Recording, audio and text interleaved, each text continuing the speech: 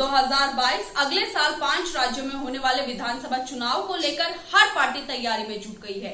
लेकिन विपक्षी दल मिशन 2024 यानी कि 2024 में होने वाले लोकसभा चुनाव को लेकर तैयारी में जुट चुका है और इसी को लेकर कांग्रेस अध्यक्ष सोनिया गांधी ने विपक्षी दलों को संदेश दिया और किस तरीके से रणनीति बनाई, इसकी पूरी जानकारी हम आपको देंगे। लेकिन उससे पहले आपसे अनुरोध करेंगे, इस वीडियो को ज्यादा से ज्यादा शेयर कीजिए और साथ ही अपनी राय हमारे कमेंट बॉक्स में लिखना ना भूलिएगा। देखिए पूरी रिपोर्ट।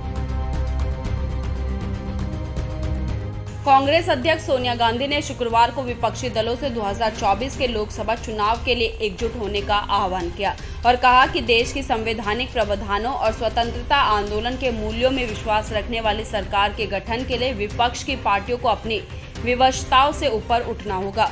उन्होंने ये भी कहा कि इस समय विपक्षी दलों की एकजुटता राष्ट्रीय हित की मांग है और कांग्रेस अपनी ओर से कोई भी कमी नहीं रखेगी। राष्ट्रवादी कांग्रेस पार्टी के प्रमुख शरद पवार ने भी विपक्षी दलों का आह्वान किया कि देश के लोकतांत्रिक सिद्धांतों को बचाने के लिए सभी को साथ मिलकर काम करना चाहिए। सोनिया गांधी ने कांग्रेस समेत 19 विपक्षी दलों के नेताओं की डिजिटल बैठक में संसद के हालिया मानसून सत्र के दौरान दिखी विपक्षी एकजुटता का उल्लेख किया और कहा, मुझे भरोसा है कि यह विपक्षी एकजुटता संसद के आगे के सत्रों में भी बनी रहेगी, लेकिन व्यापक राजनीतिक लड़ाई संसद से बाहर लड़ी जानी है। कांग्रेस अध्यक्ष ने आगे कहा कि निश्चित तौर पर हमारा लक्ष्य 2024 का लोकसभा चुनाव है।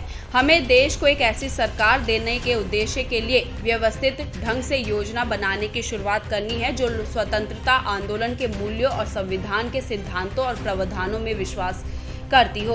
उन्होंने विपक्षी दलों का आह्वान किया, यह एक चुनौती है लेकिन हम साथ मिलकर इससे पार पा सकते हैं और अवश्य पाएंगे, क्योंकि मिलकर काम करने के अलावा कोई दूसरा विकल्प नहीं है। हम सभी की अपनी मजबूरियां हैं, लेकिन अब समय आ गया है कि जब राष्ट्रीय हित यह मांग करता है कि हम इन विवशताओं से ऊपर उठें। साथ ही उन्होंने ये भी कहा कि देश की आज़ादी की 75वीं वर्षगांठ पर अपने व्यक्तिगत और सामूहिक संकल्प पर फिर जोर देने का सबसे उचित अवसर है। मैं यही कहूंगी कि कांग्रेस की तरफ से कोई कमी नहीं रहेगी। बैठक में भाग लेने वाले एनसीपी प्रमुख शरद पवार ने ट्वीट किया, सोनिया गांधी जी की पहल पर आज समान विचारधारा वाले विपक्षी दलों की बैठक संपन्न हुई। वर्चुअल रूप से आयोजित की गई इस बैठक में सम्मिलित होकर अपने विचार व्यक्त किए गए। खबर के लिए ब्यूरो रिपोर्ट।